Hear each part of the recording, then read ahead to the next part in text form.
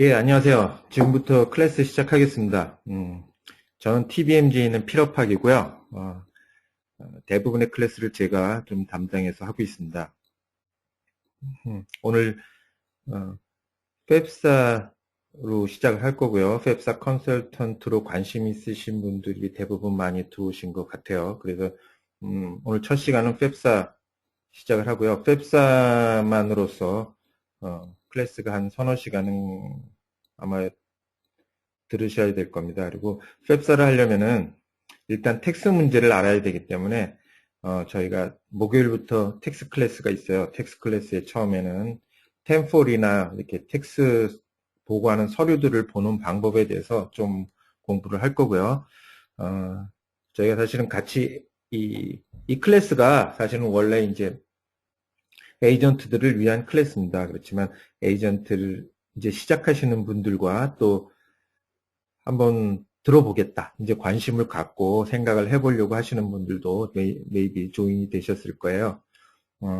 그래서 저희 컴퍼니가 이제 저희 에이전트 분들이 하시는 일들이 펩사 컨설팅을 하시고 그 다음에 텍스 플래닝을 하시고 또 나아가서는 저희가 파이낸셜 컨설팅을 하시는 그런 분들도 계십니다. 그래서 오늘 첫 시간으로 펩사에 대해서 시작을 하겠습니다. 헤드폰이나 그러니까 헤드셋을 갖고 계신 분들은 마이크를 통해서 질문을 하실 수 있는데 지금 현재는 제가 오프를 해놨었거든요. 제가 일단 마이크를 다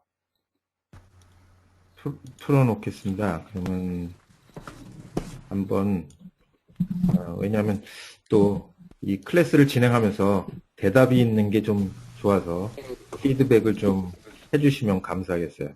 그러니까 질문을 하면은 조금씩 대답도 해주시고 하시면은 감사하겠습니다.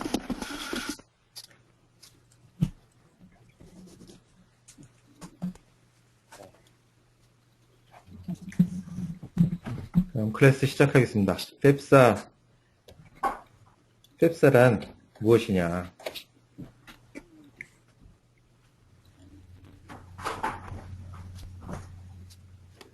다 프린아웃 하셔서 펩사에 대해서 다 갖고 계실 거예요. 화면을 보시고 하셔도 되고 프린아웃 하신 그 머티리얼을 보시면서 하셔도 되고요.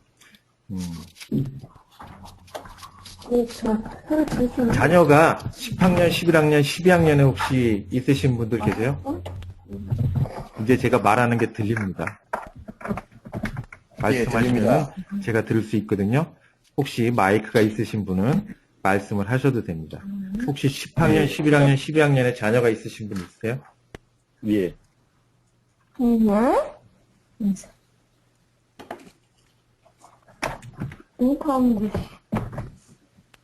예? 예, 저 있습니다. 죄송하지만 성함이 어떻게 되세요? 저 데이빗입니다. 데이빗 치 씨. 예. 예. 지인가요? 예, 지. 예. 저희 클래스가 딱딱하지 않습니다. 그러니까 전부 이렇게 뭐라 그래야 되나 경직하실 필요 없고 이게 얼굴이 더욱더 안 보이니까 편하게 가는 클래스입니다. 그러니까 서로 얘기도 하고 뭐 질문할 것도 하고 이렇게 가는 클래스니까 이렇게 뭐 편하게 생각하시면 되고요. 단 이게 마이크가 다 되기 때문에 주위에 있는 소리들은 잡음으로 다 들립니다. 그러니까 그거는 좀 조심해 주셔야 될 거예요. 아이들하고 이렇게 옆에서 얘기하고 그러는 소리 다 들립니다. 그러니까 그 부분은 좀 조심해 주시고요. 들리세요? 네, 잘 들립니다. 네. 뮤트 할게요. 네, 잘 들리고 있습니다. 그러니까 오케이. 특히나 요즘 같은 경우에 펩사 때문에 많이들 생각을 하셨을 거예요. 펩사는 대학교 들어가는 12학년이 신청을 하게 됩니다. 12학년이 신청하고 그러면 대학교 1학년에서 2학년 갈 때는 하지 않느냐 하면은 매년 하게 돼 있어요. 그러니까 대학 졸업할 때까지 매년 신청을 해야지 되는 거예요. 어떤 분들은 한 해만 해놓고 하지 않는 분들도 많고 또 어떤 분들은 부모님들이 사실은 자녀가 펩사를 신청을 했는지 안 했는지도 모르고 있고 그런 분들도 많단 말이죠. 펩사 신청은 누가 해야지 되는 거냐면 아이들이 하는 게 아닙니다. 펩사 신청은 부모와 아이가 같이 하는 겁니다. 그래서 실제로 펩사 신청을 인터넷을 통해서 할 때, 전에는 이제 서류로 하니까 사인을 했잖아요. 이제 아이가 사인하고 부모가 사인하고 이렇게 사인을 하게 돼 있었는데 지금은 그게 바뀌었단 말이죠. 인터넷에서 주로 하기 때문에 사인 대신에 뭘 하냐면 핀 넘버를 집어넣게 돼 있어요. 핀 넘버는 먼저 신청을 하고 그 핀 넘버 4자리 숫자로 돼 있는 핀 넘버를 갖게 돼요. 그럼 핀 넘버가 2개가 필요한 거죠. 자녀의 핀 넘버 그리고 부모의 핀 넘버가 필요한데 혹시 대학 가는 자녀가 있어서 신청을 하신 분 중에 본인의 핀 넘버를 알고 계시는 분이 있으세요? 어떤 경우 제가 왜냐면 오늘도 어느 커스터머하고 제가 얘기를 했는데 본인의 핀 넘버를 모르죠. 그 얘기는 뭐냐면 자녀가 부모님의 핀 넘버를 다 받았고 부모님 거를 다 자기가 집어넣어 갖고서는 신청을 한 거죠. 그런데 그게 바로 프로블럼이 생기는 거예요. 그 얘기는 뭐냐면 부모는 전혀 모르고 있는 거죠. 커스터머를 만나서 제가 이렇게 말씀을 드리는데 어느 어머니셨는데 그러면 펩사를 신청했느냐 뭐 여쭤봤더니 자기는 모른다 그러시더라고요. 그래서 그 자리에서 그러면 자녀한테 전화를 해봐라 그랬더니 전화를 했어요. 그랬더니 나온 대답은 이미 신청을 했다는 거예요. 그럼 부모님은 신청을 했는지 안 했는지도 모르고 있는데 자녀는 이미 신청을 했어요. 그래서 어떻게 신청했냐? 왜냐하면 그 안에 들어가는 게 뭐냐면 그 인컴이 얼마인지 재산이 얼마인지 이런 게 다 들어가잖아요. 그런데 엄마는 대답해 준 적이 없는데 어떻게 자녀가 신청을 했냐는 거죠. 그래서 한번 그것도 확인을 해봐라 라고 말씀드렸더니 결국은 신청을 했더라고요. 근데 어떻게 신청을 했냐? 엄마한테 물어봤대요. 엄마한테 물어보니까 엄마가 다 대답을 해줬다는 거예요. 근데 엄마는 대답해 준 적이 없어요. 이거 어떻게 된 사건인지 아세요?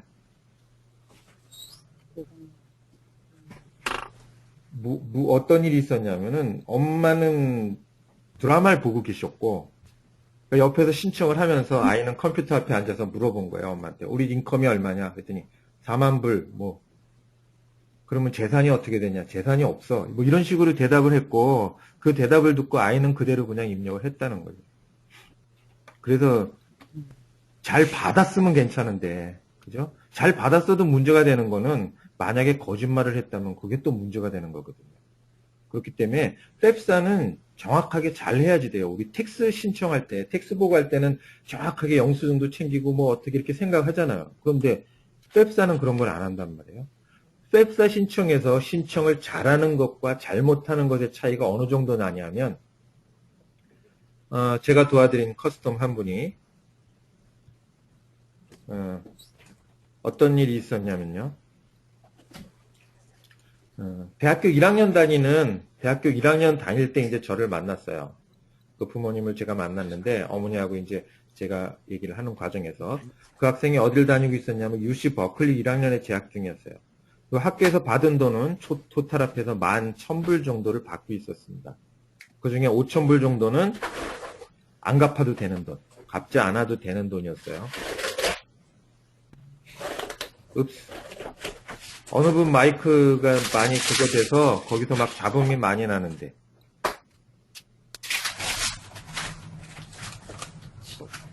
그죠? 여러분들이 다 들리실 거예요.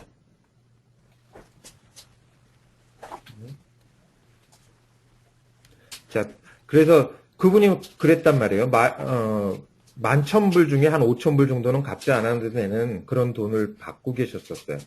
그런데 저희가 이제 컨설팅을 했단 말이죠. 그래서 얼로케이션을 한 겁니다. 머니 얼로케이션을 좀 했어요.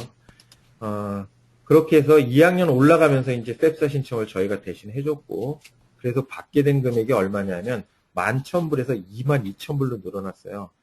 그리고 안 갚아도 되는 돈은 5,000불에서 11,000불로 늘어났습니다. 그러니까 6,000불 정도가 갚지 않아도 되는 돈이 늘어나 버렸다는 거죠.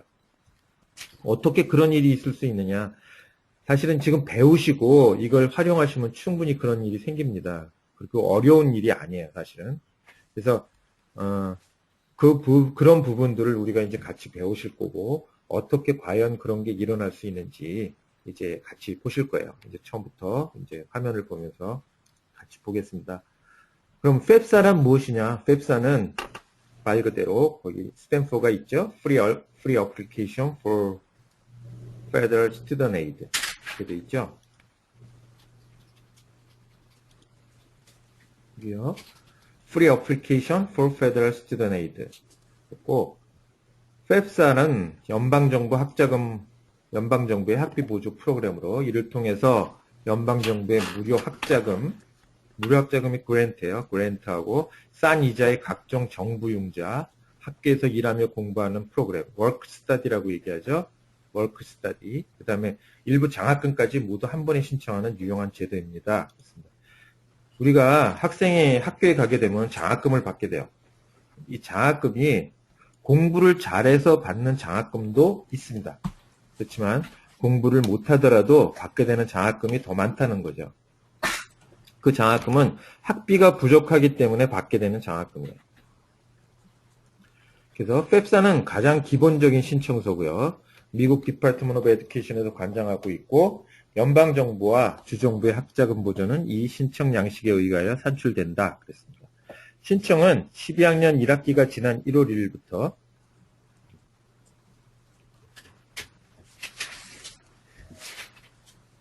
12학년 1학기가 지난 1월 1일부터 시작해서 6월 30일까지라고 되어 있어요. 1월 1일부터 6월 30일까지입니다. 그러니까 12학년 때 1월 1일부터 6월 30일까지 하게 되는 거예요. 6월 30일까지거든요. 그런데 문제는 뭐냐면 여기 써 있는 주 정부 마감일은 각 주에 따라 다름으로 주의를 해야 된다 그랬어요. 근데 캘리포니아 이제 다른 주에서도 들어오신 분도 계시지만은 캘리포니아 같은 경우는 이런 게 있단 말이에요. 6월 30일까지가 마감입니다. 그런데 3월 2일이라는 날짜가 무슨 날짜냐면 캘리포니아에서 주는 그랜트가 있어요. 캘 그란트라고 하죠. 그 캘 그란트의 마감일은 3월 2일이란 말이죠. 제가 내일 어떤 손님을 한 분 만나는데 펩사 때문에 제가 만나는데 그분은 아직 펩사 신청을 안 하셨어요. 학생이 12학년이고 대학교에 들어가고 있는 대학교 1학년인 학생이네요. 근데 펩사 신청을 안 했어요. 그 펩사 신청을 안 해서 제가 만나서 이제 펩사 신청을 도와드려야 될 것 같은데 문제는 뭐냐면 3월 2일은 이미 지났기 때문에 그 학생 같은 경우 인컴이 어떻게 되는지는 만나봐야지 알지만은 일단 캘 그란트를 받을 자격은 없단 말이죠. 3월 2일이 지났기 때문에 캘 그란트는 맥시멈 얼마까지 주냐면 오늘 제가 다른 학생 그 어워드 레터를 받은 게 있는데 거기 보니까는 맥시멈 얼마를 캘 그란트에서 받냐면 이 학생 같은 경우에는 possible 캘 그란트 해갖고 온 게 1,302불까지 받겠어요. 10,000불 정도의 캘 그란트를 받을 수 있다는 거거든요. 캘 그란트는 갚지 않아도 되는 돈입니다. 그러니까 3월 2일이라는 늘 날짜를 놓쳐서 맥시멈 10,000불 정도에 달하는 돈을 놓쳤다는 얘기가 되는 거예요. 물론 인컴이 많으시면은 많이 못 받습니다. 그 캘 그란트는 보통 인컴이 한 7만 선 정도 넘어가면은 받기 어렵습니다. 받지 못합니다.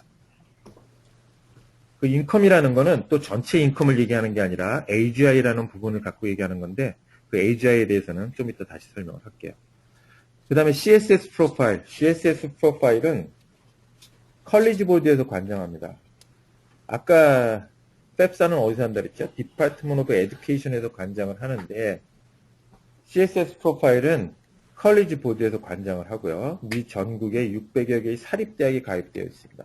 그 얘기는 뭐냐면 사립대학들은 CSS 프로파일이라는 걸 대부분 요구한다는 거죠.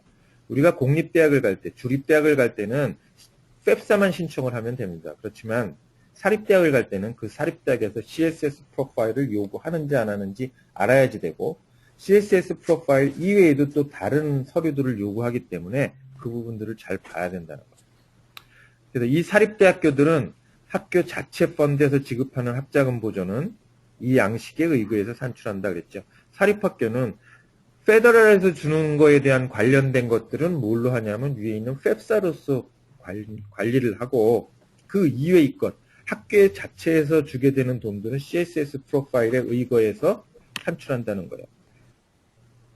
보통 사립대학의 보조금액이 정부의 보조금액보다 훨씬 많으므로 이 양식을 요구하는 대학에는 반드시 제출해야 한다. 이 양식은 펩사보다 더 깊숙이 각 가정의 수익과 지출 및 자산 상태를 확인하며 마감일은 대학별로 다르다. CSS 프로파일하고 특별하게 크게 틀린 점이 뭐냐면요. 바로 펩사보다 깊숙이 본다는 거예요. 펩사에서는 집을 한 채 갖고 있습니다. 가정에 집이 있어요. 집이 있는데 얼마짜리랄까? 100만 불짜리 집이 있고 거기에 에퀴티가 90만 불이에요. 융자에 받아 있는 돈은 10만 불밖에 안 돼요. 그렇더라도 펩사에서는 상관을 안 해요. 별로 신경을 안 쓴다는 얘기죠. 그렇지만 사립대학에서는 자기네가 주는 펀드에서는 그걸 관리한단 말이에요. 그래서 CSS 프로파일을 할 때는 100만 불짜리 집이라도 집에 에퀴티가 얼마가 있는지 그런 걸 물어본단 말이죠. 그럼 에퀴티가 많으면 재산이 좀 있다고 보는 거란 말이죠. 그렇기 때문에 사립대학을 갈 때와 공립대학을 갈 때는 그런 부분에서 차이가 날 수 있어요. 그렇지만 집이 한 채라고 제가 말씀드린 거고 집이 한 채 이상 있는 것에 대해서는 공립대학을 갈 때도 마찬가지로 그걸 자산으로 분류를 하게 됩니다. 그렇기 때문에 인베스트먼트 프로퍼티 같은 거는 대학을 졸업할 때까지는 없는 것이 나을 수도 있습니다.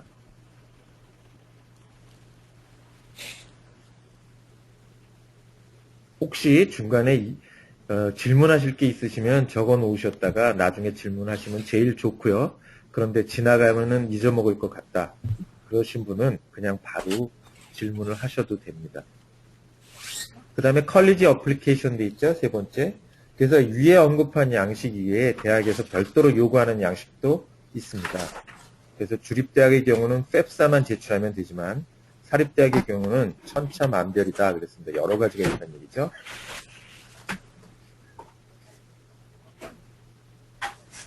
죄송한데요.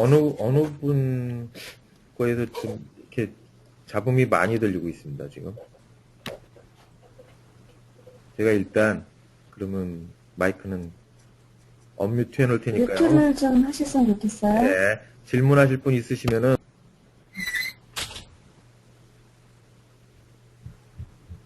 분들은 손을 들어주시면 좋겠습니다. 그러면.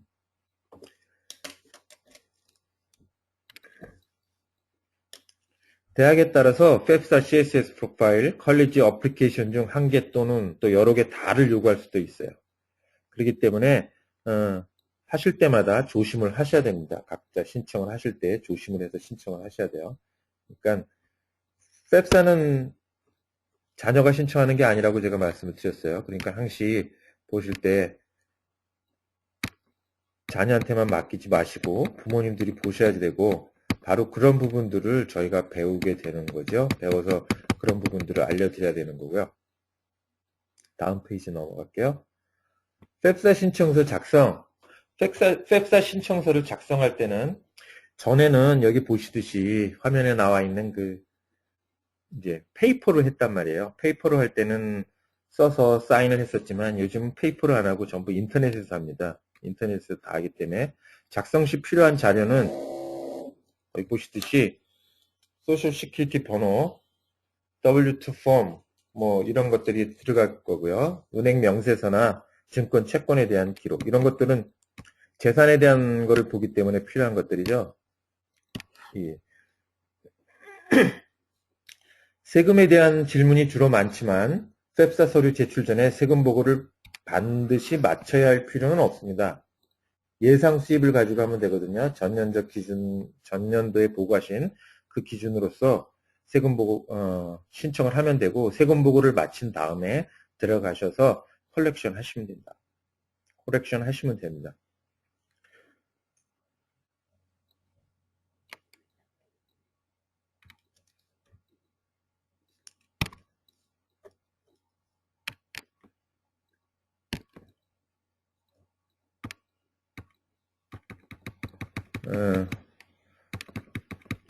신청할 때는 제가 아까 핀 넘버가 필요하다고 말씀드렸어요. 그죠? 그래서 신청 시에는 핀 넘버가 필요합니다. 핀 넘버가 필요하다고 그랬고요. 펩사 신청 시 학생과 학부모의 고유 번호, 핀 넘버가 필요합니다. 핀 넘버는 두 사람이 필요하다고 제가 말씀드렸어요. 학생과 또 학부모가 별도의 핀 넘버가 필요합니다. 물론 학생이 인디펜던트 학생인 경우, 인디펜던트 스튜던트인 경우 부모와 분리돼서 개인이 모든 것을 하게 되는 독립된 학생인 경우에는 본인 넘버만 있으면 되고요. 근데 대부분이 부모님과 같이 살잖아요. 디펜던트에 속하기 때문에 디펜던트로서 받게 됩니다. 그렇게 되면은 부모의 핀 넘버도 또 필요하다는 얘기가 되겠죠.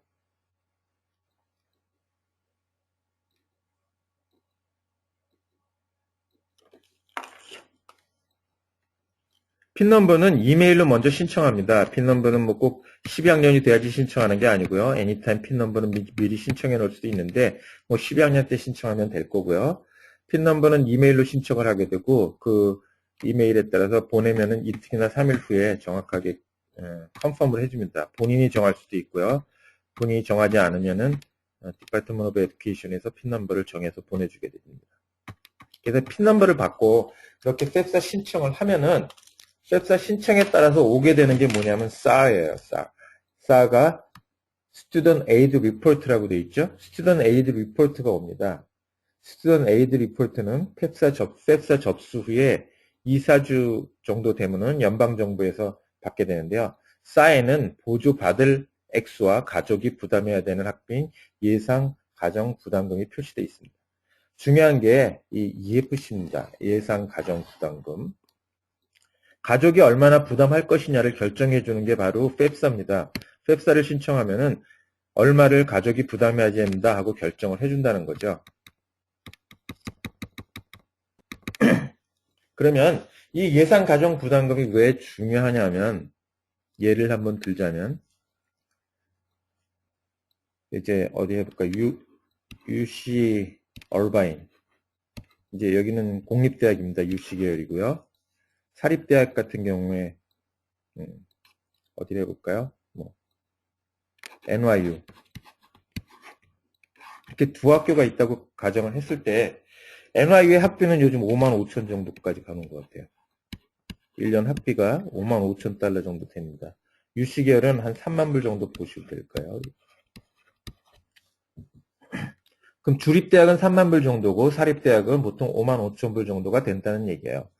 근데 예상 가정 부담금은 이렇게 펩사를 신청하면은 가정이 부담해야 될 돈이 얼마입니다 라고 결정을 해준단 말이죠. 그러면 가정 부담금이 뭐 5,000불이라고 계산돼서 나왔다. 그걸 EFC라고 얘기한다고 했죠. EFC가 5,000불이다. 그러면 이 EFC라는 건 사립대학을 가던 학생이 사립대학을 가던 공립대학을 가던 무조건 부담해야지 되는 돈이에요. 그러면 공립대학을 갈 때도 가족이 5,000불은 부담해야 되는 거고 사립대학을 갈 때도 가족이 5,000불을 부담해야 된다는 거죠.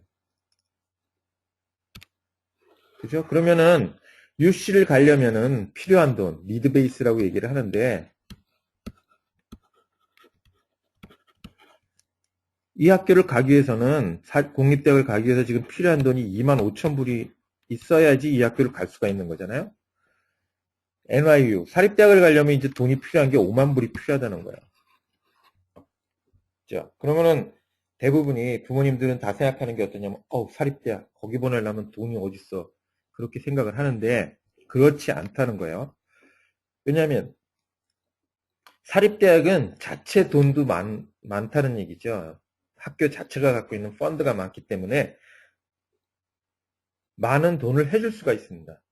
그렇기 때문에 어떻게 바뀌어줄 수도 있냐면 이제 학교에서 해준다고 한 돈이 학교에서 이제 파이낸셜 에이드 해주는 돈이 결과로 이게 이제 어디에 나온다고 했죠? 뒤에 이제 에이전 리포트로 오게 됩니다. 에이드 리포트로 오게 됩니다. 에이드 리포트에 이제 결정이 되는데 학교에서 해준다고 하는 돈이 어떻게 되냐면 공립대학 같은 경우에 얼마라고 하냐면 뭐 사립대학에 비해서는 돈이 많지 않거든요. 그렇기 때문에 보통 한 80% 정도 해주는 경우가 많은데 그러면은 뭐 2만 불 정도를 해주겠다고 했다. 그러면은 다시 5,000불이 남을 거예요. 이 5,000불은 또 누가 부담해야 되는 거냐면 가족이 부담해야 되는 돈이죠. 그러니까 EFC가 5,000불이었고 또다시 5,000불을 부담해야 되니까 이 학교를 보내기 위해서 토탈 주머니에서 나가야 되는, 부모님 주머니에서 나가야 되는 돈은 10,000불이 돼버린다는 거죠. 그런데 NYU에서는 뭐라고 했냐면, NYU에서는 전체 50,000불이 필요하냐? 그럼 우리가 학교에서 해줄 수 있는 돈은 뭐 48,000불이다. 이렇게 올 수 있단 말이에요. 그러면 이 학교를 보내기 위해서는 2,000불이 더 필요하게 될 거예요. 그러면 이 2,000불과 원래 EFC와 합하면은 7,000불이 있으면은 NYU를 갈 수가 있다는 거죠. 물론 여기 48,000불 해주는 안에는 론이 상당한 금액이 껴있을 수도 있습니다. 그렇지만 제가 혹시 오늘 보여드릴 수 있을지 다음 시간에 보여드릴 수 있을지 모르지만 지난주에 저희 학생 하나가 저희 커스터머 학생 하나가 UC 사나바바라 그리고 UC 얼바인인가 하고 그 학생이 페퍼다인 사립대학이거든요. 거기 가는 거하고 해서 그 에이드 리포트가 왔어요. 그래서 어떻게 읽는 건지 잘 모르겠습니다. 그래서 제가 받아서 설명을 해드린 케이스인데 바로 그렇게 그 경우에는 사립대학이지만 굉장히 많은 금액을 받았다는 거죠.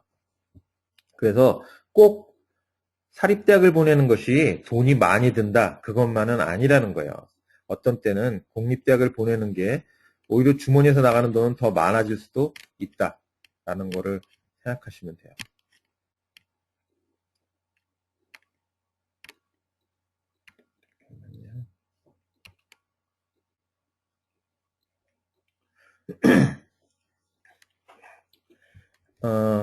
밑에 학자금 보조 신청서 프로파일 되어 있는 거는 지금까지 설명드린 내용이 다시 나오는 거기 때문에 스킵하겠습니다. 그렇게 해서 싸가 오면은 싸의 그 스튜던트 에이드 리포트였죠. 거기에 EFC가 적혀 있고 그 EFC에 따라서 이제 확인을 하게 됩니다. 얼마를 받을 수 있을 건지 EFC가 확인이 됩니다. 그리고 그에 따라서 하게 되고 뒤에 학자금 정보에 관한 웹사이트 되어 있는 거는 그냥 한번 보시고요.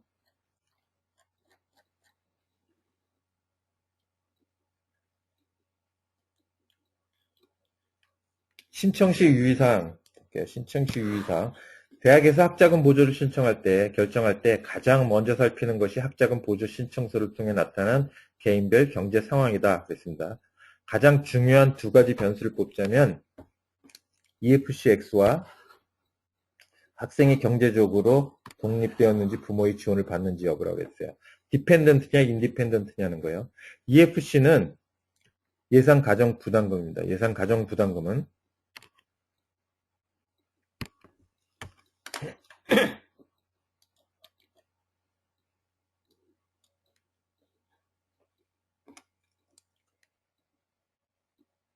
교육비용에 대해서 학생과 학부모가 부담해야 될 액수를 나타낸 거라고 했죠. 그러니까 학생과 학부모가 같이 얼마를 부담해야 되는지 나오는 게 바로 EFC고요. EFC는 아까 말씀드렸듯이 학자금 보조 보고서 SAR, Student Aid Report에서 나오게 된다고 얘기했죠.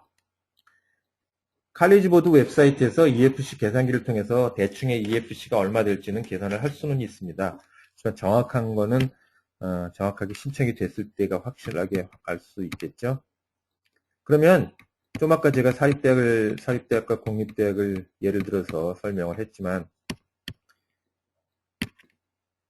바로 이 EFC 액수가 많으면 학생과 학부모가 부담해야 될 액수가 많아지는 거고요.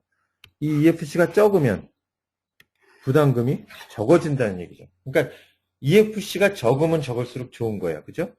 그래서 학생과 학부모에서는 EX를 줄일수록 이익이 된다는 거예요. 저희 이제 펩사 컨설턴트로 일하시는 분들이 첫 번째 커스터머를 위해서 첫 번째 하는 일이 뭐냐면 바로 이 EFC를 줄일 수 있도록 하는 거예요. EFC를 어떻게 하면 줄일 수 있을 것이냐. 그 EFC를 줄이는 일을 도와주는 거죠.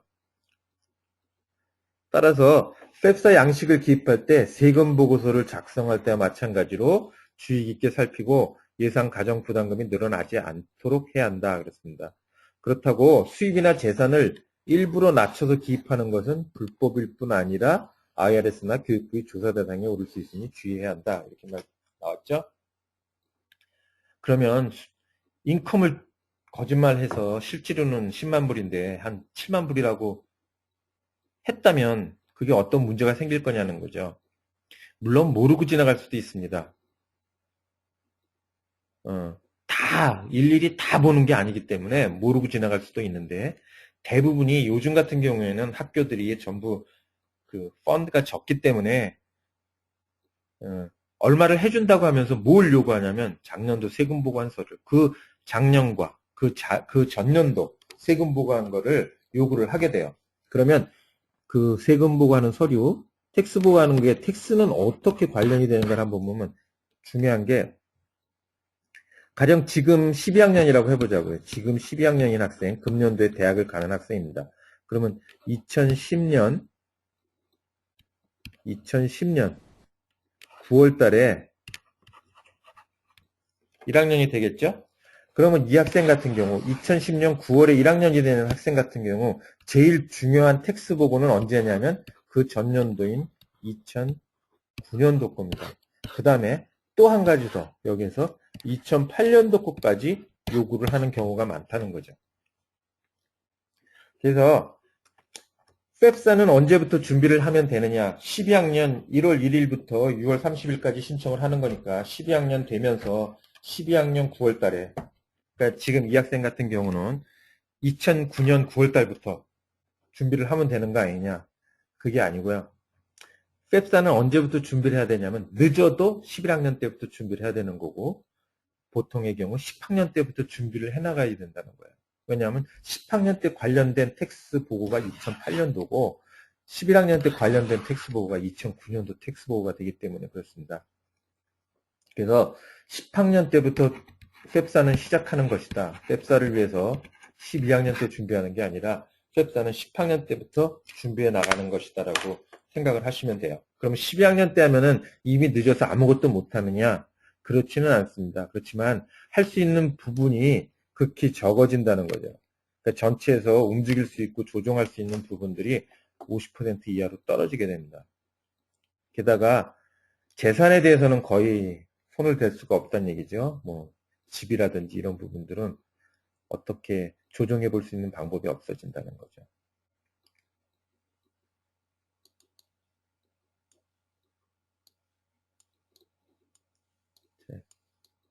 다음 보시면 EFC가 결정되면 이에 따른 개인별 재정적 필요가 결정이 된다 그랬죠. Financial need. 아까 저희가 계산을 했었어요. 그죠? 공립대학 같은 경우에는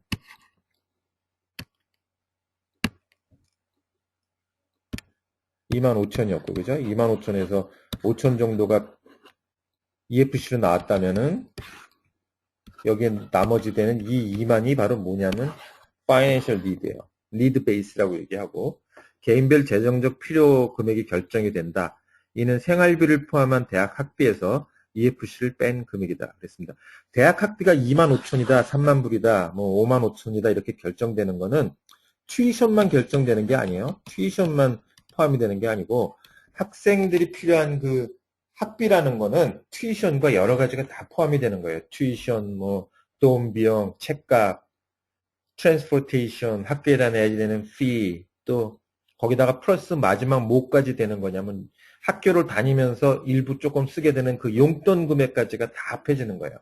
그러니까 공립대학에서 뭐 3만 불이다. 그러면은 이거는 이 안에 용돈까지 포함되어 있는 돈이라고 보시면 돼요. 그러면 대학의 재정 보조원들은 이런 과정을 통해서 구해진 개인별 재정적 필요 액수에 개인별로 약속받은 장학금과 대학별 교조 가능액을 분석해서 최종 얼마를 줄 것이냐를 결정하게 됩니다. 그래서 그 다음 보시면 한편 EFC는 가장 형편에 따라 자동적으로 결정되는 거기 때문에 대학별로 차이가 있는 학비 수준과는 무관합니다. 그러니까 아까 EFC는 뭐 사립대학을 가든 주립대학을 가든 컬리지를 가든 다 똑같다는 얘기죠. 그러니까 어떤 학생 같은 경우에 만약 EFC가 5,000불로 결정이 됐다면 이 학생은 컬리지를 갈 때는 커뮤니티 컬리지를 갈 때는 거의 받을 돈이 없다는 거죠. 왜냐하면 커뮤니티 컬리지는 1년 학비를 토탈 합해 한 4,000불 정도밖에 계산을 안 하기 때문에 그 중에 5,000불은 당신이 내세요 하고 결정이 되는 거니까 학교에서 받을 수 있는 돈들이 거의 없다는 얘기가 되죠. 물론 인컴이 아주 적고 그런 분들 같은 경우엔 가능해요. 왜냐하면 컬리지를 갈 때는 그럼 커뮤니티 컬리지에서는 전혀 받을 수 없다. 이거 잘못된 얘기예요. 커뮤니티 컬리지를 가더라도 4,000불이지만 어떤 학생 같은 경우에 EFC가 1,000불이었다. 그러면은 3,000불의 돈이 필요하다는 얘기잖아요. 이 돈에 대해서는 받을 수가 있다는 얘기예요. 두 번째, 더 중요한 두 번째가 아까 뭐였죠? 디펜던트냐 인디펜던트냐 하는 걸 결정한다 그랬죠.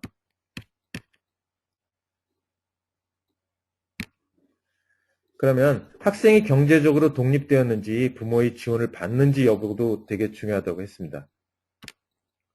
그러면 과연 그 독립되었냐, 부모의 지원을 받느냐 하는 것도 어떻게 결정을 하는 거며 그 부분을 볼게요. 학자금 보조액을 결정할 때 해당 학생이 경제적으로 독립된 것으로 판정이 되면 학생이 경제적으로 독립된 학생이다. 이렇게 되면은 부모의 기여도는 제외가 됩니다. 그게 뭐냐면 이 EFC를 계산할 때 어떻게 되냐면 뭐뭐가 계산이 되는 거냐면 학생의 인컴 그리고 에셋 재산이죠. 그리고 부모의 인컴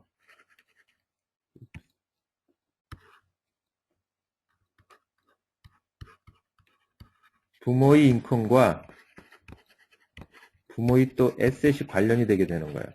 그런데 만약에 학생이 경제적으로 독립되었으면은 이 부모의 인컴과 부모의 에셋은 상관이 없다는 거예요. 그냥 학생 자신의 인컴과 에셋만 가지면은 계산이 된다는 얘기예요. 그렇다면은 훨씬 적어질 거잖아요. 그러면 EFC 금액이 적어진다는 얘기가 되겠죠. 그러니까 학자금 보조액이 당연히 늘어나겠죠. 반면 부모의 지원을 받는 것으로 판명되면 그 얘기는 이 디펜던트란 말이죠. 부모의 디펜던트가 되면 여러 부분들이 고려가 되겠지만 아무래도 인디펜던트인 것보다는 덜 받게 된다는 얘기죠. 그러면 인디펜던트냐 디펜던트냐는 어떻게 결정이 되는 거냐면 그냥 무조건 디펜던트입니다. 인디펜던트입니다. 뭐 결정이 되는 게 아니고요. 그러면 오늘부터 우리 애를 디펜던트화 하지 말고 인디펜던트화 해야 되겠다. 그래서 오늘 당장 아파트를 얻어가지고 바깥으로 내보내고 텍스 보고도 네가 혼자 해라. 버는 거 없어도 그냥 그렇게 해라. 그런다고 인디펜던트가 되는 건 아니고요. 인디펜던트가 될 수 있는 자격이 있습니다. 인디펜던트는 뭐냐면요. 대학을 입학하는 그 해에 만 24세가 넘게 되면은 인디펜던트 학생으로 됩니다. 그 얘기는 뭐냐면 나이 든 학생들은 24세가 넘은 학생들의 경우에는 인디펜던트가 될 수 있다는 거죠. 그러면 부모하고는 상관이 없습니다. 자기의 인컴과 자기의 에셋 갖고만 계산을 하는 거예요. 그럼 난 재산도 없습니다. 인컴도 거의 없거든요. 그러면 훨씬 많이 받을 수 있는 찬스가 생기겠죠. 그러면 만 24세가 넘어야 될 거고 그렇지 않으면 두 번째는 어떤 학생들이 인디펜던트가 될 수 있냐면 결혼을 했으면 됩니다. 그러니까 만 24세가 안 됐더라도 20살이든 21살이든 결혼했을 경우에는 부양가족이 있는 인디펜던트 학생으로 분류가 됩니다. 그래서 부모의 재산이나 부모의 인컴은 관련이 없습니다. 이건 여기 안 써 있어요. 그러니까는 좀 생각해 놓으셔야 될 거예요. 세 번째는 어떤 사람이 또 될 수 있냐면 24세도 안 넘었어도 됩니다. 결혼도 안 했어도 됩니다. 그런데 자녀가 있으면은 인디펜던트 학생입니다. 결혼도 안 했는데 무슨 자녀가 있느냐 그런 학생들도 우리 코리아는 별로 없겠지만은 그 남미 쪽 있는 학생들은 되게 많거든요. 그러니까는 그런 학생들 같은 경우에는 인디펜던트 학생으로 분류가 된다는 거예요. 자, 그러면은 이렇게 그런 게 왜 중요하냐를 한번 볼게요. 그러면 여기 밑에 보겠습니다. 또 자녀 이름에 은행 잔고나. 그래서 중요한 게 뭐냐면요. 우리 아까 학비를 계산할 때 학비 전체는 모까지 들어간다고 계산했죠. 용돈까지 들어간다고 계산했어요. 그렇기 때문에 자녀 이름의 은행 잔고나 연소득, 재산이 많으면 당연히 보조금이 줄어들게 됩니다. 은행 잔고나 연소득, 소득이 많다든지 재산이 많으면 당연히 보조금이 줄어들 수밖에 없어요. 즉 자녀 이름으로 가입한 각종 학자금 저축이 많을 경우 받을 수 있었던 그랜트를 못 받게 되는 경우가 발생한다는 얘기죠.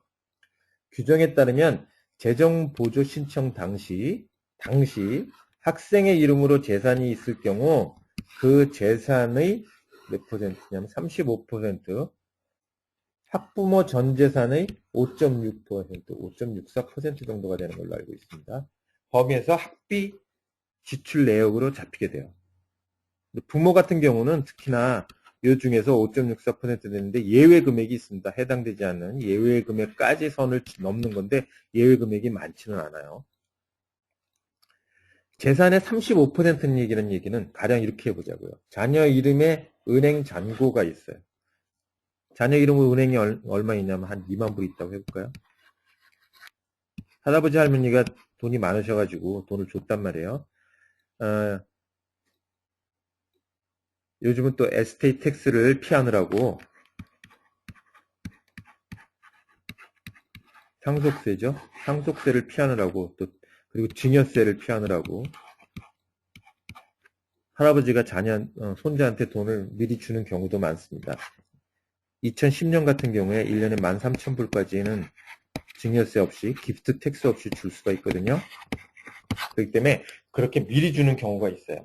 그러면 기프트 텍스는 피해갈 수 있을지언정 어떤 문제는 발생할 수 있냐면 이 13,000불씩 받은 게 가령 자녀가 2만 불이 있다고 하면 자녀 이름으로 2만 불이 세이빙 어카운트는 어디에든 있었다고 가정을 하면은 2만 불의 몇 퍼센트? 35%. 그럼 얼마죠? 7,500불. 7,500달러는 이 2만 불 중에 7,500불은 네 학비로 쓰라고 결정이 돼서 나온다는 얘기예요. 그 얘기는 뭐예요? EFC를 계산하면서 EFC 안에 이 7,500불도 포함될 거라는 얘기가 되겠죠. 이 2만 불이 학부모 이름으로 되어 있다. 부모 이름으로 있는 재산이 있다면, 부모 이름으로 은행 잔고가 있다든지, 뭐 뮤추얼 펀드가 있다든지, 뭐가 있을까요? 스탁이 있다든지, 하여튼 그런 재산이 있다면 이 2만 불 때문에 계산될 건 5.64%, 250, 262, 뭐 1,000, 하여튼 1,100불, 1,200불 이 정도의 돈은 학비로 쓰라고 계산이 되어서 EFC 안에 포함이 돼서 나올 겁니다. 그렇기 때문에 부모 이름으로도 재산이 많은 거는 문제가 되겠지만 그래도 또 어떡하겠어요? 전혀 없을 수는 없을 거 아니에요? 어디 은행에 돈이 있든지 뭐 어떻게 뭐 스탁에 투자했다든지 뮤추얼 펀드를 갖고 있다든지 하실 수 있겠죠? 인베스트먼 하는 돈들이 있으니까. 그렇지만 자녀의 경우는 이 퍼센트가 엄청 크기 때문에 대학을 졸업할 때까지는 자녀의 이름으로는 어떤 재산도 갖고 있지 않는 것이 좋습니다. 뒤에 또 얘기가 나올 거예요. 뒤에서 다시 한번 또 설명드릴 기회가 있을 겁니다. 우선 이제 넘어가면서 볼게요.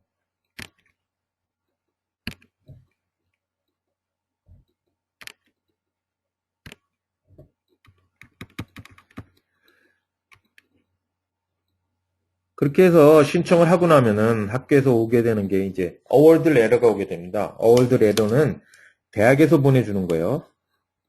우리가 펩사 신청은 디파트먼트 오브 에듀케이션에 하지만은 그러니까 디파트먼트 오브 에듀케이션에 우리가 펩사 신청을 하잖아요. 그러니까 펩사 신청을 합니다. 펩사를 신청을 하는데 펩사 신청을 하면서 이제 가고자 하는 대학을 숫자를 거기다 쓸 거예요. 뭐 어디 볼까요? NYU, 뭐 UC 버클리, UCLA 이게 제가 캘리포니아 살기 때문에 UC가 계속 나옵니다. 그 다음에 뭐 스탠포드, 코넬, 뭐 콜롬비아 뭐 이런 식으로 신청을 했다고 하면은 펩사에 신청을 할 때 학교들을 쫙 나열을 하게 되거든요. 그럼 펩사 신청에 의해서 EFC가 결정이 될 거라 그랬죠. 이 EFC가 결정되면은 디파트먼트 오브 에듀케이션에서 각 학교에다가 다 보내줍니다. 이렇게. 이 학생이 니네 학교에 신청을 할 거고 거기에 따른 EFC는 이렇게 계산이 됐다라고 다시 올 거란 말이에요. 그러면 이 어월드 레러는 어디서 오는 거냐면 이 각 학교에서 오는 거예요. NYU에서 올 거고 UC 버클리에서 올 거고 UCLA에서 물론 합격이 된다는 전제 하에서 합격이 되는 그 상황에 같이 오게 되는 경우가 대부분이에요. 그러면 NYU에서는 우리 학교에서는 얼마 해줄게. UC 버클리에서는 얼마 해줄게. UCLA에서는 우리 학교에서는 얼마 너한테 해줄 수 있다. 이렇게 오게 되는 게 바로 뭐냐면 이 어월드 레러예요.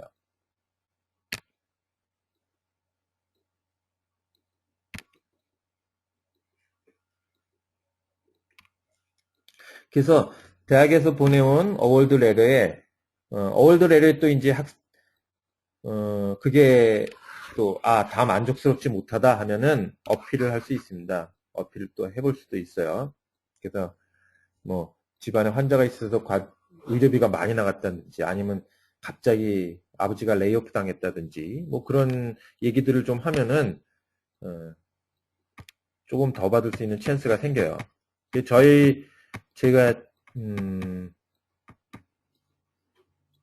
제가 작년에 한 케이스 중에 하나는 학생이 코넬 다니고 있었어요. 코넬에서 얼마를 받았냐면 3만 불 정도인가? 그 정도를 받았었어요. 그런데 제가 같이 하면서 학교에 어필을 했었습니다. 저희 쓰는 말로는 이제 니고시에이션을 한다고 얘기하는데 학교와 니고시에이션을 했었어요.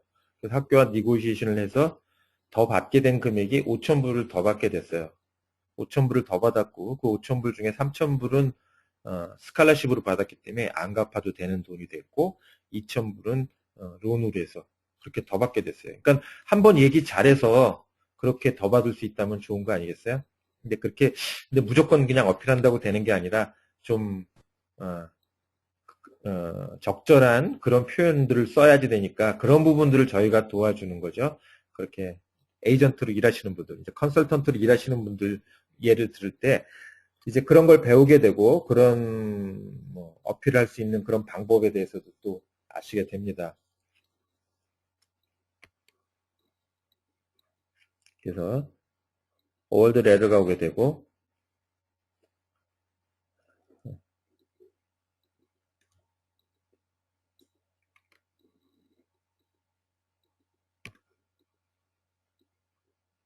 네. 월드 레러를 받고 나고 펩사 신청은 매년 1월 1일부터 받는다고 했죠. 1월 1일부터 6월 30일까지가 보통의 경우인데요. 그렇기 때문에 이게 얼리버드 얼리캐치예요. 그러니까는 가능한 한 빨리 신청하는 것이 좋습니다. 그러니까 1월 1일부터 신청하는 거라면 1월 1일이든 1월 2일이든 신청할 수 있다면 그때 바로 신청하는 게 좋아요. 웹사 신청은 빠를수록 좋다 그랬죠? 세금 보고를 하고 나서 신청하겠다고 미룰 필요가 없습니다. 왜냐하면 세금 보고를 하지 않아도 예상 액수를 가지고 할 수 있기 때문에 그런 거예요. 예상 액수가 실제 액수와 많이 차이 나지만 않게 써놓으면 괜찮다 그랬죠? 그렇지만 나중에 코렉션을 하셔야 되고요. 그리고 코렉션을 머스트 해야 되는 건 학교에서 나중에 어월드 레러가 온 다음에 텍스 보관서를 달라 그랬을 때 신청했던 것과 너무 판이하게 틀리면 문제가 생기겠죠. 그러면은 물론 적어지는 거는 고사하고 어떤 때는 일부러 그렇게 한 거 아니냐는 그런 의심도 받을 수가 있겠죠. 오케이. 마감일이 각 주마다 마감일이 언제인지는 확인을 해 보셔야 돼요. 그거는 펩사 그 사이트에 들어가시면 되는데요. 펩사 사이트에 들어가시면 거기서 확인할 수가 있어요. 거기가 뭐냐면 www.fepsa.ed.gov fepsa.ed.gov 들어가시면은 거기서 듀데이시 언제인지 찾아보시면은 듀데이 각 주마다 듀데이시 어떻게 되는지 나와 있습니다. 이렇게 보시면 되고요.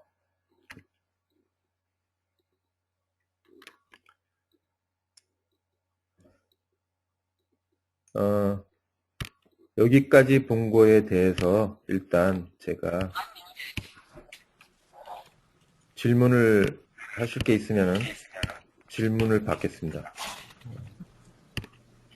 제가 지금 잠깐만요.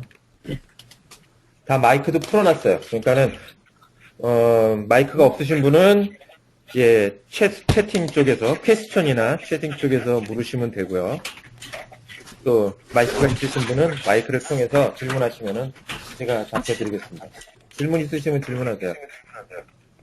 예, 지금 우리가 공부하고 있는 이 화면은 카피를 할 수 있습니까?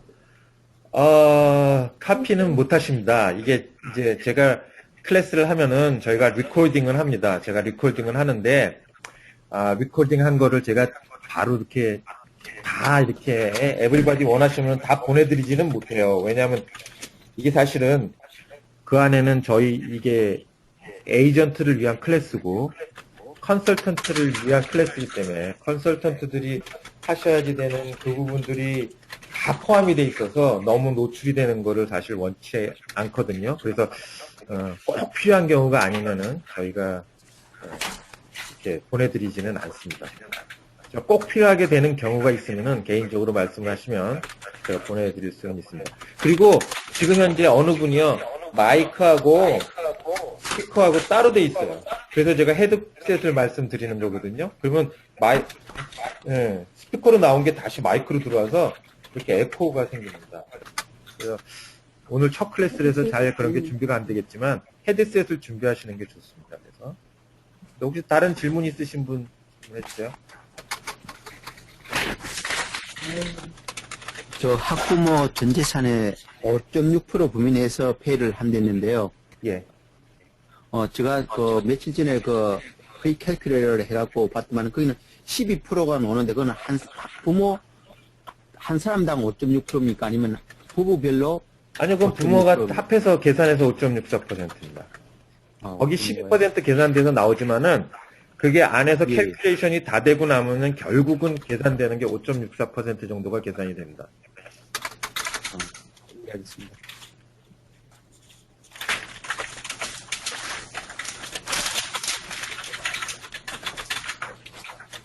또 다른 질문 없으세요?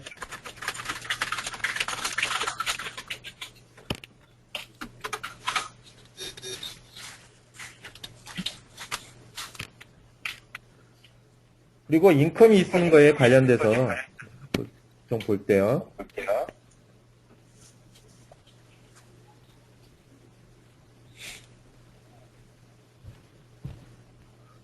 지금 화면에 템포리가 떴죠? 중요한 부분이 어디냐면요. 템포리에서도 텍스를 계산할 때는 전체가 다 관련되는 건 아닙니다. 보통 이제 템포리 서류들을 저희가 이제 보는 방법에 대해서 이제 텍스 클래스에서도 시작을 할 건데요. 오늘 잠깐 말씀을 드리면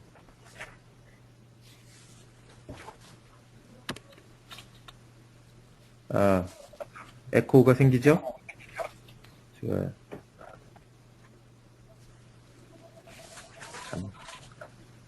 잠깐만요.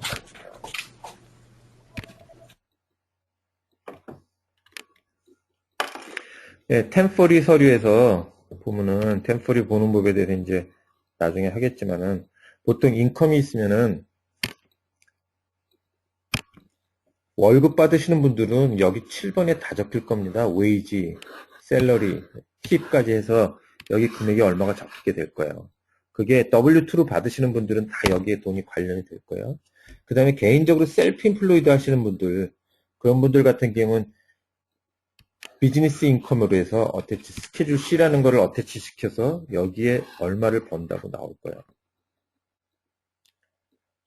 그리고 또 어떤 분들이 있냐면 S코퍼레이션을 갖고 계시던지 뭐 파트너십이나 이런 걸 하시는 분들 갖고 그처럼 렌탈 인컴이라든지 있으면 여기에서 K1이라는 거를 쓰죠. 스케줄 2가 포함이 돼서 또 여기에 인컴이 잡힐 거예요. 그러니까 대부분의 월급이나 비즈니스를 해서 벌게 되는 돈들은 12번, 7번 여기에 적히게 될 겁니다.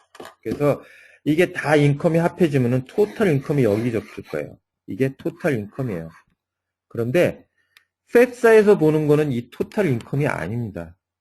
여기에 얼마가 적혀 있느냐가 중요한 게 아니고 펩사에서는 어느 부분을 중요하게 생각하냐면 바로 이 템포리 첫 장에 있는, 아니면 둘째 장 맨 첫 번째 있는 템포리의 37번 항, 템플이 37번 항 여기에 적힌 돈이에요. 이게 뭐냐면 Adjusted Gross Income, Adjusted Gross Income, 그리고 그거 약자로 써서 AGI 이렇게 얘기하거든요. 펩사에서는 제일 중요한 금액이 AGI입니다. 나는 실질적으로 AGI가 얼마였었는지 모르지만은 뭐 어떤 사람의 경우 저는 텍스를 안 내거든요. 그래갖고 AGI는 많은데 뒤에 가서 뭐 여기 뭐 디덕션 받는 것들이 아이터마이즈 디덕션, 무슨 가족 디덕션 쫙 받아갖고 실제로 텍스 내야지 되는 인컴은 뭐 10,000불밖에 안 돼요. 그러니까 뭐 많이 받을 수 있지 않아요? 그렇게 얘기하셔도 그게 중요한 게 아니고 적혀 있는 거 38번. 여기도 어저스티드 그로스 인컴이거든요. 아까 37번에서 뒷장으로 넘어가면서 똑같은 금액이 넘어오게 되는데 이 37번에 적혀 있는 게 제일 중요해요. 37번, 38번에 적혀 있는 이 금액이 Adjusted Gross Income, AGI라고 얘기합니다. AGI가 펩사에서는 제일 중요하다. 그렇다면은 그 AGI만 하여튼 적으면 돼요.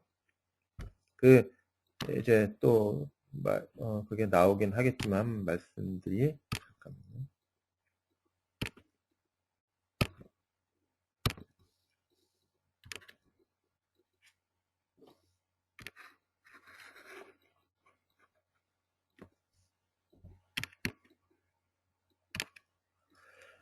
가령 내가 토탈 인컴이 여기 뭐 8만 불이었다. 안 써지죠? 8만이었다고 해보자고요. 토탈 인컴이 8만이었어도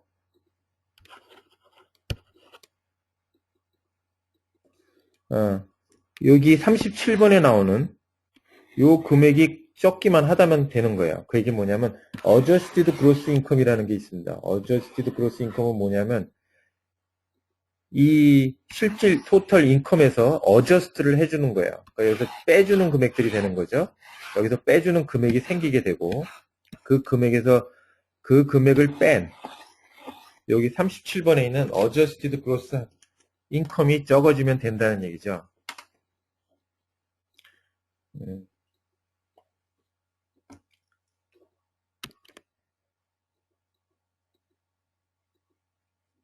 1예를 하나 쉽게 들어볼게요.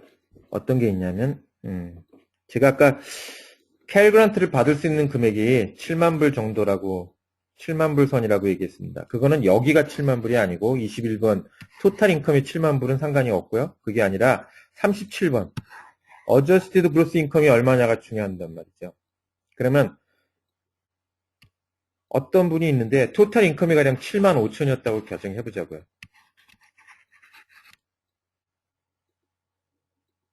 이 페이지에는 잘 써지질 않네요. 그죠? 그러면 어쨌든 말씀드릴게요. 22번에 토탈 인컴이 7만 불이라고 돼 있는 7만 5천인 사람이 있어요. 그러면 7만 5천인 사람은 캘 그란트에 받을 수 있는 사람인가요? 없는 사람인가요? 물론 없는 사람입니다. 7만 미만이 돼야지 되거든요. 7만 이하, 7만 밑으로 내려가야 되니까 그렇다면은 여기 AGI, Adjusted Gross Income이 7만 미치면은 받을 수 있는 찬스가 생긴다는 거잖아요. 물론 5만이 더 좋고 4만이 더 좋아요. 더 많이 받을 수 있으니까. 그렇지만 어쨌든 7만 밑으로 내려가면 얼마라도 받을 수 있는 찬스가 생긴다는 거죠. 그런데 손님을 만났더니 토탈 인컴이 7만 5천이에요. 그러면 이분은 캘 그란트랑은 관련이 없는 분이잖아요. 그렇지만 아주 쉬운 방법 중에 하나가 뭐가 있냐면요. 여기 어저스트 할 수 있는 란이 있어요. 어저스티드 그로스 인컴은 인컴에서 빼주게 되는 건데 그 중에 하나 아유라라고 아시나 모르겠네요. 인디비주얼 리타이먼트 어카운트. 여기 클래스에 들어오신 분 중에 그쪽 계통에서 일하시는 분이 계신 것 같아요. 그러니까 아유라 아실 거고 그분은. 그래서 아유라 어카운트가 있단 말이죠. 아유라 어카운트가 어디냐면 32번에 있어요. 32번 아유라 디덕션이라고 되어 있죠. 그 아이라 디덕션에서 이걸 찾을 수가 있단 말이죠. 잠깐만요. 쓸 수 있으면 좋겠는데.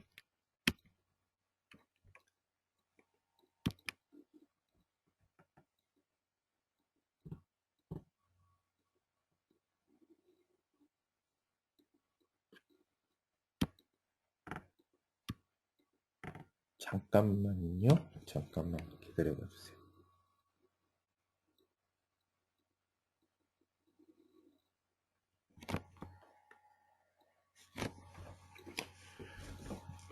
여기 32번에 아이라 어카운트, 아이라 디덕션이라고 되어 있죠. 그럼 아이라는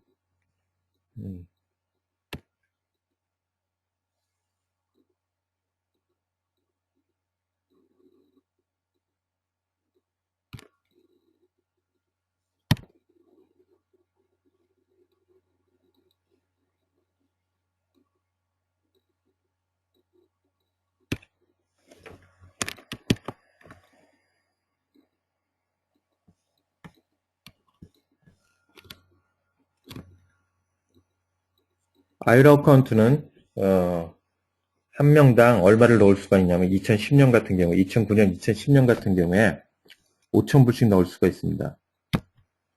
부부 중 한 사람만 인컴이 있으면은 2명 다 넣을 수가 있습니다. 각각 5,000불씩이요.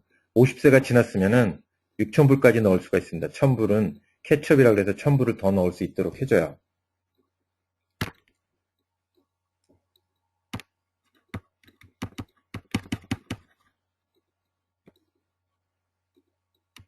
이제 여기서는 좀 쓸 수가 있을 거예요.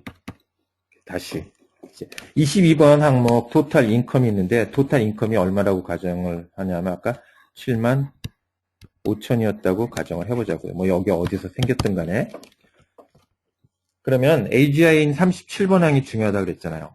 그러면 아이라 어카운트가 있어요. 아이라 디덕션을 받을 수 있는 가장 편하게 할 수 있는 것 중에 하나인데 가령 부부가 있고 부부 중 한 분이 50세가 넘었다고 한다면 두 사람이 넣을 수 있는 합계는 11,000불 정도가 될 거예요. 그죠? 와이프가 5,000불 넣으실 수 있고 허스번이 6,000불 넣을 수 있고 그러면 토탈 11,000불이 어저스트먼 항목에서 계산이 될 거고요. 여기 어저스트먼 항목에 계산되어 있는 것들이 전부 합해져 갖고 다른 부분들도 있을 수 있을 거예요. 다 합해져 갖고 36번에 가서 적히게 돼요. 그러면 75,000 마이너스 11,000을 한 64,000이 AGI가 됩니다. 어저스트 그로스 인컴이죠. 그럼 컨설팅을 하는 것 중에 한 가지 방법 중에 하나가 뭐냐면 이렇게 보도 선상에 있는 사람 뭐 어차피 9만 불인 사람은 어떻게 하겠어요? 줄일 수 있는 방법이 다른 것들이 이제 또 조정이 된다면 가능하지만 불가능하다면은 그 보도 선상에 선 사람은 충분히 그걸 해줄 수가 있잖아요. 그죠? 그렇다면 그분 같은 경우는 이렇게 컨설팅을 해서 11,000불로 낮춰진다면 64,000으로 내려가면서 이제는 어떤 시츄에이션으로 바뀌었냐면 캐리 그란트를 받을 수 있는 시츄에이션으로 바뀌게 된다는 거죠. 그러니까 많은 컨설팅 방법도 있어요. 그걸 줄여주는 방법 중에 한 가지가 바로 이런 것들이에요. 이 안에서 어저스트 되는 항목에서 줄일 수 있는 것들이 많고 그 다음에는 이분 나중에 텍스 플래닝까지 저희가 공부를 하자는 이유가 뭐냐면 텍스 플래닝을 하게 되면은 인컴 부분에서도 줄일 수가 있다는 거예요. 아니 내 인컴이 75,000인데 75,000 인컴을 어떻게 줄이냐. 그래도 리걸리 가능한 방법을 찾아볼 수 있다는 거죠. 그래서 그런 부분들을 저희가 다 배우게 되는 겁니다. 그리고 웹사에 관련돼서는 그런 부분들을 주로 많이 배우시게 되고 텍스 플래닝까지 이제 공부를 하시게 되면 텍스를 어떻게 절약할 수 있는지 사실 제가 농담 좀 섞어서 저를 만나시고 저희와 같이 일을 하시게 됨으로써 텍스 부분에서도 1년에 뭐 텍스를 5,000불 줄인다. IRS에 내야지 되는 텍스를 얘기하는 거예요. 텍스를 5,000불 정도 줄이는 거는 그냥 많이 이지합니다. 그러니까 어렵지 않은 방법들이 있다는 거죠. 그러면 왜 그렇게 못하느냐? 몰라서 안 하는 거고 몰라서 못하는 거예요. 그러면 어떤 분들은 제가 그렇게 설명하면 우리 CPA가 알아서 다 해주기 때문에 나는 최대한으로 줄이고 있는데 무슨 소리냐? 전혀 그렇지 않습니다. 제가 CPA 분들이랑 같이 그런 일들을 하고 있기 때문에 저랑 이분 같이 일하시는 그 광고도 크게 하시고 뭐 이름만 대도 아시는 그런 분들도 사실은 그런 부분에 대해서 모른다는 거죠. 그냥 CPA는 저희가 이제 아까 얘기할 때 뭐라 했죠? CPA나 EA나 텍스 보고를 하는 사람들을 뭐라고 얘기할 수 있냐면 텍스 프리페어입니다. 그런데 저희가 이제 펩사도 하고 나중에 이제 또 텍스에 대해서 많이 공부하고 저희가 할 수 있는 일은 뭐냐면 텍스 플래너로서의 일을 할 수가 있습니다. 텍스 플래너라는 건 텍스 프리페어러와 텍스 플래너의 차이점은 뭐냐면 텍스 프리페어러는 2009년도 텍스 보고를 할 때 언제부터 일을 하는 사람이냐면 2010년 1월 1일부터 일을 하는 사람입니다. 그죠? 그리고 이제 지금 저희 지난주에도 저희 CPA 한 분하고 제가 식사했는데 4월 15일까지는 정신없다 그렇게 얘기하시더라고요. 그러니까 4월 15일 1월 1일부터 주로 4월 15일까지 일을 하는 사람이 누구냐면 텍스 프리페어러고 텍스 플래너는 2009년도 일을 할 수 없습니다. 텍스 플래너는 언제 걸 하는 거냐면 지금은 2010년도의 것을 한다는 얘기죠. 2010년도에 텍스를 어떻게 줄여갈 것이냐에 대해서 코칭을 하고 플래닝을 해주는 게 이제 텍스 플래너로서 일을 하는 건데 바로 그래서 저희가 아까 얘기할 때 제가 아까 얘기할 때 12학년 때 만나면은 어렵습니다 라고 얘기하는 게 10학년 때 만나는 게 좋습니다. 11학년 늦어도 11학년 때부터는 준비를 해야지 됩니다 라고 얘기하는 게 바로 이런 여기서 조정할 수 있는 많은 부분들이 있다는 거예요. 그런 부분들을 조정해서 실제로 AGI를 낮출 수만 있다면 AGI를 낮춘다는 거는 어떤 여러 가지 효과가 있냐면요. 텍스 쪽에서 보면 텍스도 낮출 수 있고 텍스 크레딧이라는 게 있죠. 텍스 크레딧을 받을 수 있는 찬스가 훨씬 많이 생기고 더불어서 펩사를 할 수 있는 펩사에 있어서 더 많이 받을 수 있게 된다는 거예요. 아까 아이들 저축이 있고 아이들이 학비 저축을 하면은 그게 문제가 된다는 건 아이 이름으로 제가 만난 손님 중에 한 분은 아이 이름으로 저축을 해주신 분이 있었어요. 아이 이름으로 어떤 저축을 해주고 있었냐면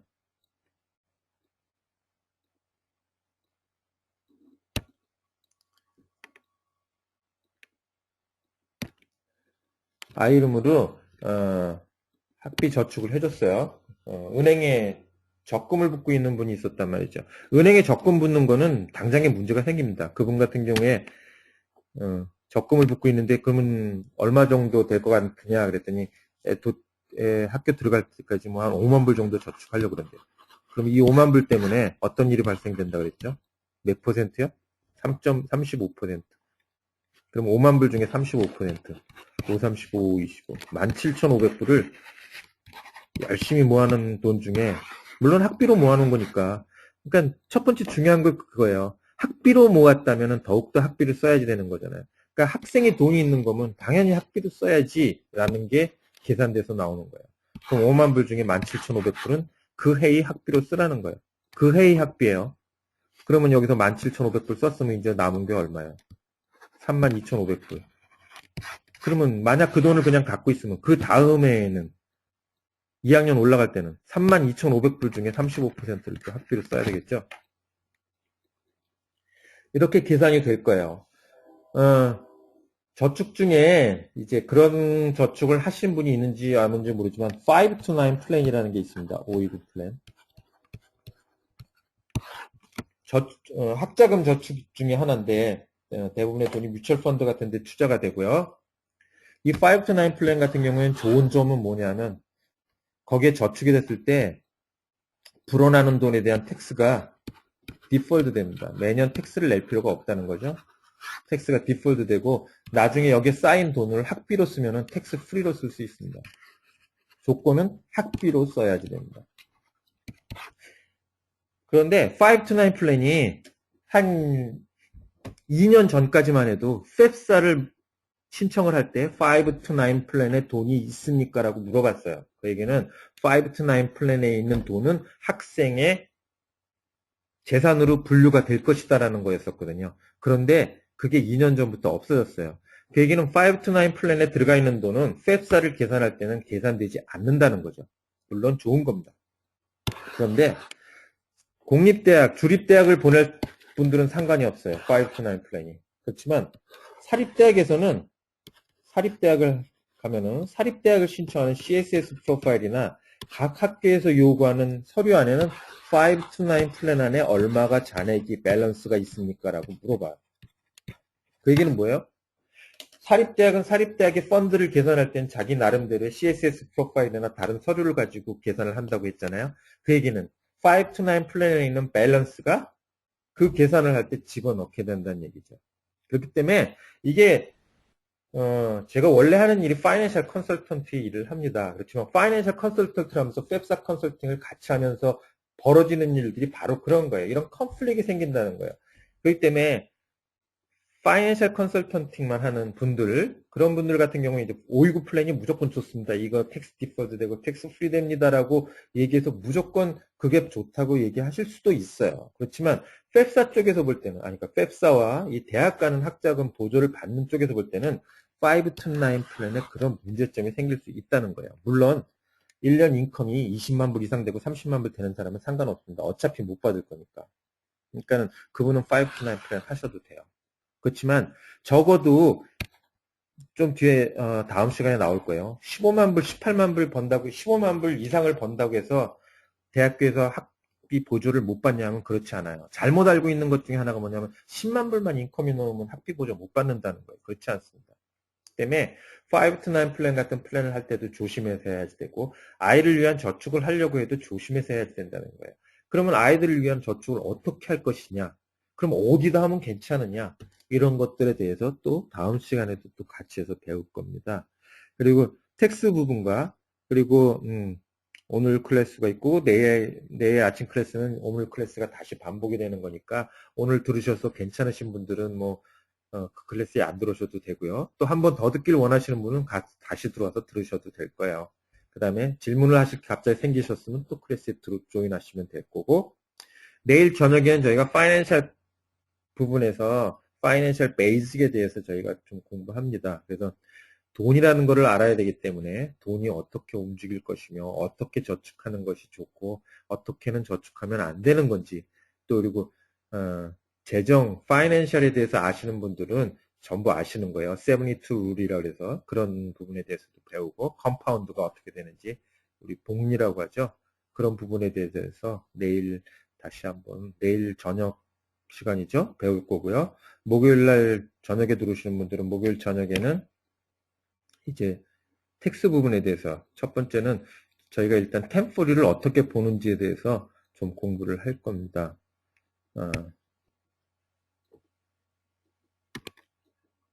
그러면 오늘 지금 라스트로 오늘까지 한 거에 대해서 우리가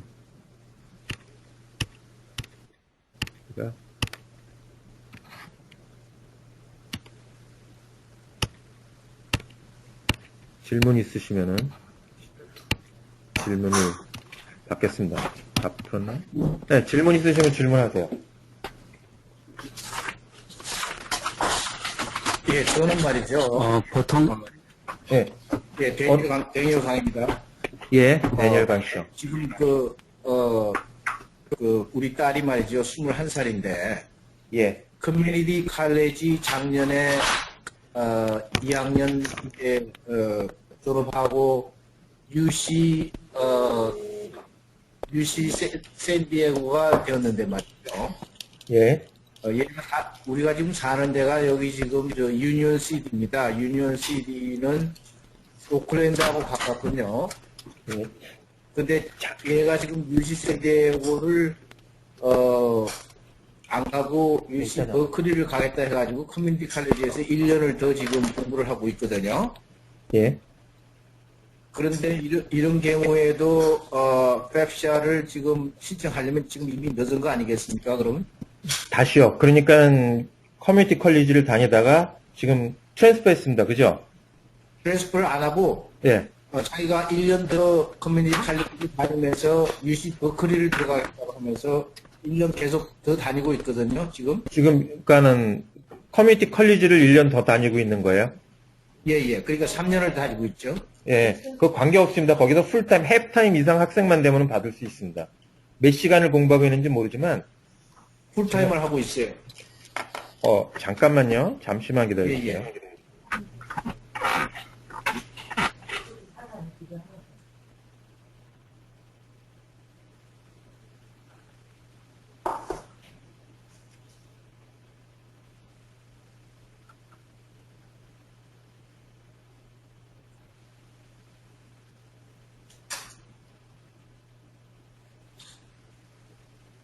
예, 다시 말씀해 주세요. 그러니까 풀타임 학생, 아니, 그러니까 해프타임 학생 이상이면은 받을 수 있습니다.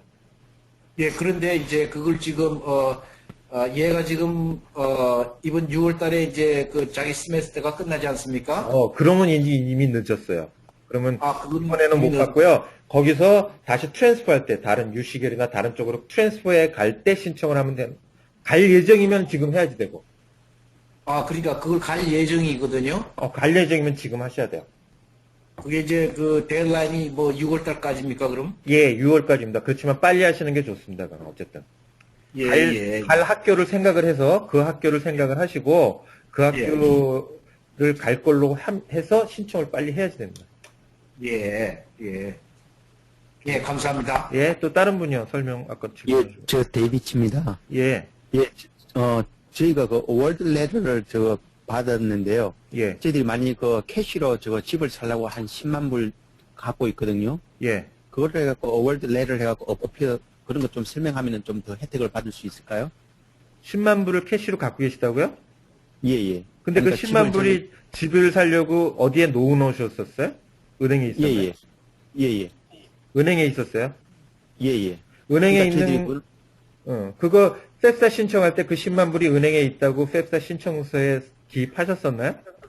예, 그렇죠. 왜냐면 그거는 안 하면 안 되니까. 예, 그렇죠. 안 하면 안 왜냐면 되니까.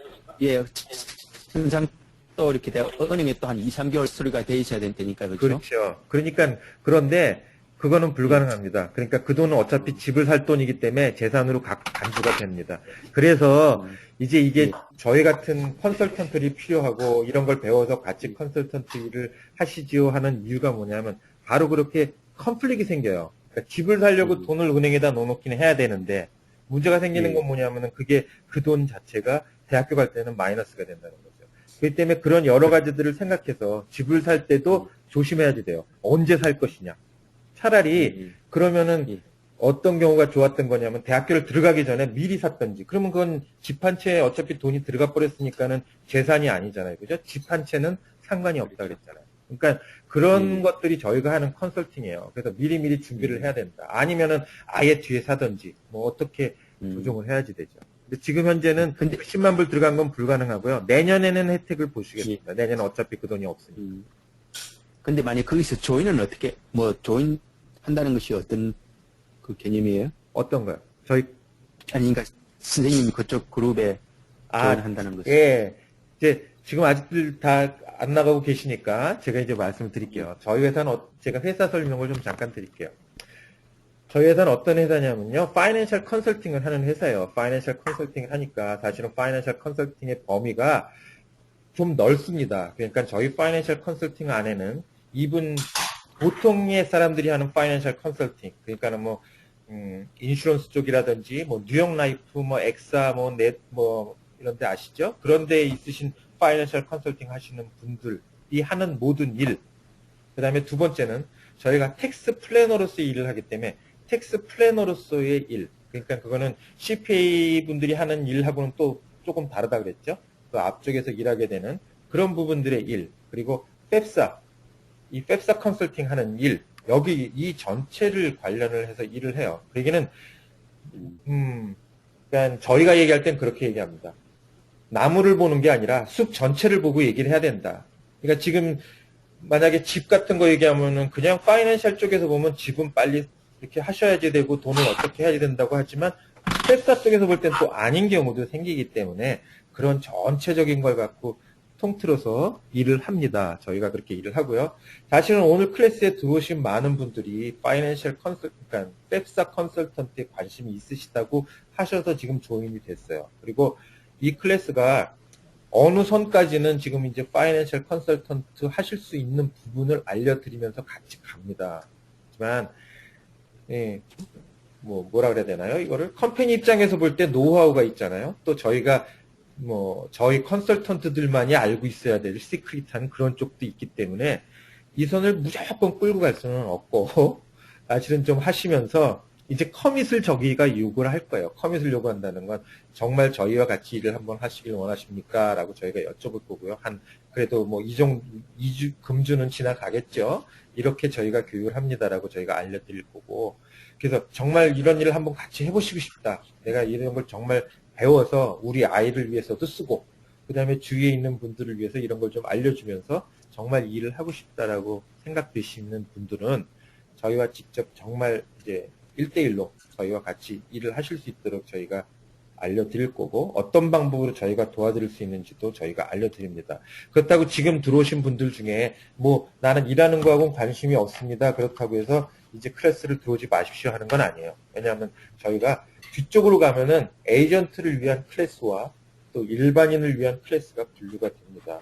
그러니까 왜냐하면 일반인들도 그만큼 알 건 알아야지. 그 다음에 알면서 그거를 활용할 수 있도록 저희가 도와드린다는 거예요. 이게 뭐 이제 일반적으로 얘기한다면 일반인들이 모두 아셔야 되는 그런 부분들은 크레딧 카드를 어떻게 사용을 해야 될 거고, 크레딧 카드 이자는 어떻게 계산이 돼 간다든지, 지금 그런 부분들도 이제 사실 들으시면 되게 중요하거든요. 이건 뭐 에이전트를 하시는 분이든 일반인이든 다 중요한 파트거든요. 그런 부분도 다 배우실 거고, 크레딧 카드를 어떻게 갚아야지 가장 빨리 갚을 것이냐. 이제 요즘같이 힘들 때 크레딧 카드 빚이 많이 쌓여갑니다. 그러면은 뭐 기법해서 나는 세를먼 하겠다 이런 사람 말고, 그래도 미니멈 페이라도 하면서 어떻게 이걸 견뎌가서 크레딧은 살려야지 하시는 분들이라면 저희가 그냥 파퓰러하게 알려드리는 부분들이에요. 그러니까 뭐 컨설턴트가 아니라도 일반인한테도 저희가 공개하면서 알려드리는 것들이 어떻게 하면 빨리 갚을 것이냐. 무조건 갚는다고 되는 게 아니고 빨리 갚을 수 있는 방법이 있어요. 그냥 갚으면은 크레딧 카드 같은 경우 뭐 미니멈으로 갚아 나가면 몇 년 정도 돼야지 원금 다 갚을까요? 이거 질문하는 거거든요. 30, 그렇죠. 30년. 네, 30년 걸려요. 그런데 그거를 방법을 잘 찾아서 하면은 그 30년 걸릴 거를 얼마 정도면 갚을 수 있냐면 한 6, 7년 정도면 다 갚을 수 있습니다. 똑같은 돈으로. 그러니까 더 내는 게 아니라 똑같은 돈을 가지고도 그 돈을 어떻게 얼로케이션 해갖고 갚느냐에 따라서 갚는 거를 그렇게 줄일 수 있다는 거예요. 30년 걸릴 거를 7, 8년 안에 갚을 수 있는 정도의 능력으로 간다면은 이거는 이자로 치면은 엄청나게 이자가 왔다 갔다 하는 거거든요. 그러니까 그런 부분들도 다 배우실 수 있다는 거예요. 그러니까 일반적인 재정에 대한 것들 다 가르쳐 드립니다. 물론 이제 에이전트, 컨설턴트를 하시기를 원하시는 분들은 저희와 이제 조금 더 긴밀한 관계를 가지면서 이제 배우시면서 나가시면 될 거고요. 그래서 그 조인한다는 의미는 바로 그런 겁니다. 이제 한 일주일 정도가 지나고 저희 클래스에 들어오시는 게 이제 저희는 이 리스트업이 다 되거든요. 몇 시에 들어오셔서 어떻게 공부하신 분들이 있으니까 그런 분들하고 같이 이제 개인적으로 전화도 좀 통화를 하고, 이제 타주에 계신 분들도 많으니까, 그래서 뭐 이쪽 캘리포니아 쪽에 LA 근교라든지 이쪽 남가주에 계신 분들은 또 직접 만나보고 같이 일을 하고, 그리고 펩사 같은 경우는 저희가 펩사는 라이센스가 없어도 됩니다. 펩사는 라이센스가 없이 일을 하실 수 있어요. 펩사 같은 경우는 사실은 찾아보면은 주위에 그런 도움이 필요한 사람이 부지기수로 많다는 거예요. 그런데 실제로 입을 안 열고들이 있기 때문에 모르는 거고, 그런데 그거를 알려드리면은 도와드릴 부분이 되게 많습니다. 근데 그래서 펩사 컨설턴트 같은 경우에는 라이센스가 없어도 됩니다. 그래서 라이센스가 없이 하실 수 있지만 저희가 클래스를 다 참여하시고 그래도 어느 정도 그게 커밋이 되신 분들에 한해서 저희가 서티피킷은 저희가 발행을 합니다. 그 서티피킷은 왜 발행을 하는 거냐면, 그래도 일을 하시면서 회사가 도와주고 회사 이름으로 일을 하시기 때문에 저희도 똑같은 퀄리티의 그 컨설턴트가 필요하니까 그런 부분들을 좀 감안을 해서 저희가 서티피킷을 발행을 하고요. 일하시는 것에 있어서 도와드리는 거는 저희가 최대한으로 돕습니다. 그 얘기는 이쪽 남가주에서 하시는 분들 같은 경우에는 만나서 어떻게 하는 것까지 저희가 다 도와드리고, 또 혹시 손님을 만나는데 필요하다면은 저희 중에 이쪽에 계시는 분들 중에 스킬풀한 에이전트 분, 스킬풀한 컨설턴트 분들이 가서 도와드릴 수도 있고요. 타주에 계신 분들은 어떻게 하냐면 손님을 만나서 말씀하시기가 어려우면 이렇게 웹 클래스로서 저희가 도와드립니다. 그러니까 오늘 지금 공부하셨듯이 저희 중에 누가 들어가고, 그 다음에 그 컨설턴트 분이 들어오시고, 그 다음에 손님이 들어오고 해서 그 자리에서 설명도 다 하고 같이 이렇게 해드릴 수 있는 그런 부분들도 다 할 수 있고요. 그리고 저희 컨설턴트 분들이 하는 것 중에 첫 번째 이제 그 커스터머를 도와주는 거에 펩사에 있어서 첫째는 뭘 하냐면요.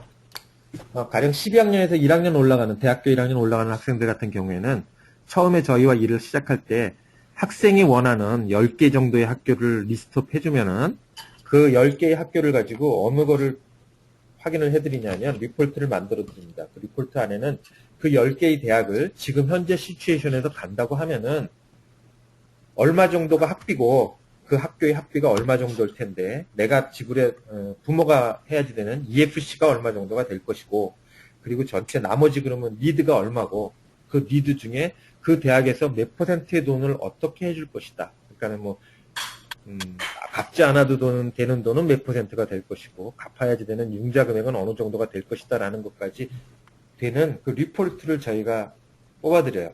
리포트를 해서 그 리포트를 드릴 거고 그 리포트를 가지고 그 컨설턴트 분들은 또 손님을 만나서 설명을 하는 거고 그렇기 때문에 지금 현재는 이렇다. 그렇기 때문에 어떻게 조정을 하고 어떤 식으로 좀 조정을 해나간다면 앞으로는 더 많이 받을 수 있을 것이다 라고 이렇게 설명을 할 수 있도록 저희가 코칭도 해드리고 컨설턴트 분들이 일을 하실 수 있도록 해드려요. 그러니까 그게 그럼 회사에서 도와주는 그럼 부분이겠죠.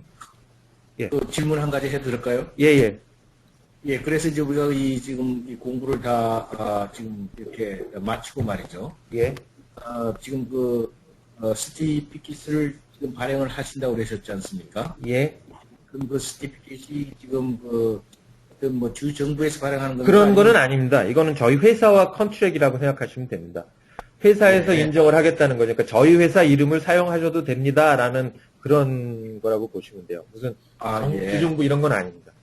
예, 그러면 이제 그 회사에서 이제 스피깃을 발행받고 나서 예. 우리가 이제 지금 말씀하신 대로 이제 컨설팅을 이렇게 이제 그 학생들을 위해서 하면은 예. 그에 대한 액수를 이제 포테이지로 이렇게 우리가 받습니까? 예. 컨설턴트 하시는 분들은 퍼센트로 받으시게 됩니다. 이제 그 퍼센트까지 제가 말씀을 드리면 예. 보통 지금 현재 그런 일들을 하시는 분들이 있으세요. 여기 혹시 뉴욕 쪽이나 그런 쪽에서 들으신 분 있으세요? 뉴욕, 뉴저지? 네, 있습니다. 예. 뉴욕, 뉴저지 쪽이 좀 이쪽 캘리포니아보다는 더 많더라고요. 거기는 뭐 모퉁이돌 뭐 이런 회사들이 있는데 보통 차지하는 게 그쪽이든 여기 이쪽 캘리포니아 쪽이든 그런 일을 하면서 한국 회사는 없죠. 미국 회사에 속한 한국분 에이전트들은 있으시더라고요. 컨설팅 하시는 분들이. 그런데 그 하시는 분들이 보통 차지하는 게 얼마냐면 미니멈 못해도 한 1,400불인가 1,600불인가 정도를 차지해요. 그리고 맥시멈 3,000불인가를 차지하는 회사도 있습니다. 근데 사실은 저희 그만큼 차지를 안 하거든요. 나쁜 면도 있습니다. 그건 뭐냐면 커미션이 적어진다는 거니까. 그렇지만 저희가 차지하는 금액은 800불이에요. 그러니까 도와드리고 800불을 차지합니다. 800불을 차지하는 데서 스타팅하는 에이전트의 커미션은 50%입니다. 그러니까 800불이면은 400불이 커미션으로 갈 거고요. 나머지 리포트나 뭐 해드리고 이러는 거는 회사에서 다 해드립니다. 그리고 도움을 요청하시면 도움을 도와드리는 것도 뭐 따로 차지하는 건 전혀 없습니다. 그냥 최대한 도와드리는 거고. 그런데 사실은 여기에 저희 클래스에 들어오신 분 중에 그 파이낸셜 쪽에 일하시는 분들이 있으실 거예요. 그렇지만 그러니까 인슈런스나 이쪽에 일하시는 분들이 있으실 텐데 이제 제가 제 케이스를 가지고 얘기를 한다면 어떻게 얘기가 될 수 있는 거냐면 제가 손님이 있었습니다. 근데 손님이 이제 컨설팅을 하다 보니까 아까 어느 분이 10만 불 집 살라고 갖고 계셨다고 그랬지만 또 다른 제 손님 한 분은 10만 불을 CD에 갖고 계셨어요. 제 손님도 갖고 있었지만 얼마 전에 한 건 이제 저희 컨설턴트 다른 분 케이스인데 10만 불을 CD에 갖고 계세요. 그러면 10만 불을 부모 이름으로 있다면 몇 퍼센트 얼마를 EFC로 내야지 되죠? 공부하는 겁니다 지금. 5.6%. 그렇죠. 5.64%. 5.6%라고 저희 나있죠. 5,640불 정도를 그 10만 불 중에 내야지 됩니다. 그죠? 그래서 이제 제가 컨설팅한 게 그 돈이 거기 있으면 5,640불을 내야지 됩니다라고 제가 말씀을 드렸어요. 그러면 이제 손님이 뭐라고 저한테 얘기하시겠어요? 그럼 그 돈 어떻게 해요? 가 답이잖아요. 그죠? 그러면 그 돈을 거기다 놔두지 마시고 다른 곳에 옮겨서 가능한 부분이 있을 수 있습니다. 그러면 이제 파이낸셜 컨설팅을 하게 되는 상황이 될 거예요. 그러면 제가 그 돈이 어느 때 쓰셔야지 되는 돈입니까? 뭐 1년 후에 쓰실 겁니까? 5년 후에 쓰실 겁니까? 아니면 천천히 그냥 안 쓰셔도 되는 정도의 돈입니까? 라고 여쭤볼 거고 그 돈이 언제 쓰느냐에 따라서 그 돈이 움직일 수 있는 곳이 있습니다. 하지만 다행이라고 해야 되나? 이제 제 에이전트 하시던 분, 그분 손님 같은 경우에는 좀 오래 놔둬도 된다고 하셨어요. 그래서 오래 놔둬도 되니까 다른 돈들이 있기 때문에 굳이 그 돈을 쓸 필요도 없다라고 말씀을 하셨고, 그래서 그 돈을 다른 곳으로 옮겨드렸습니다. 옮겨드리는 게 파이낸셜 컨설팅 쪽에도 관련되는 일들이고, 그렇게 옮겨드리면서 10만 불이 옮겨갔고, 그 10만 불이 옮겨가는 과정에서 그분 커미션이 4,000불인가 5,000불 정도 됐습니다. 커스터머한테는 전혀 상관이 없습니다. 손님 입장에서는 전혀 그 돈에 대해서 뭐 손해보는 금액이 없고요. 오히려 이득을 보는 부분들이 있었을 뿐이지 손해볼 게 없습니다. 그리고 뭐 그러면 그 돈 이상한 데 가는 거 아니에요? 절대 그렇지 않습니다. 안정성이 있는 곳으로 가는 거고 인슈런스 컴퍼니로 갈 수도 있고 펀딩 컴퍼니로 갈 수도 있고 뭐 그거는 본인의 그거에 따라 틀려집니다. 리스크는 은행보다 안전하다고 보시면 되고요. 그러니까는 에디셔널 되는 커미션은, 그러니까 커미션이나 인컴은 그런 쪽에서 생길 수도 있다고 보는 거고요. 거기까지 가시려면은 조금 더 공부를 하셔야 되는 거예요. 이제 펩사에서 끝내면 안 되고, 파이낸셜 컨설팅 하는 부분까지 가야 되겠죠. 왜냐면 그 부분이 뭐, 도와드려서 손님한테서 어떤 그 혜택이 나오더라도 실질적으로 커미션이 왔다 갔다 할 수가 없는 시츄에이션이기 때문에 그 자체가 불법이라서 그 부분을 위해서도 그 파이낸셜 쪽을 하실 때는 조금 공부를 더 하셔야 돼요. 그래서 그건 이제 차츰 제가 말씀을 드릴 거고요. 또 다른 거 혹시 질문 있으시면요.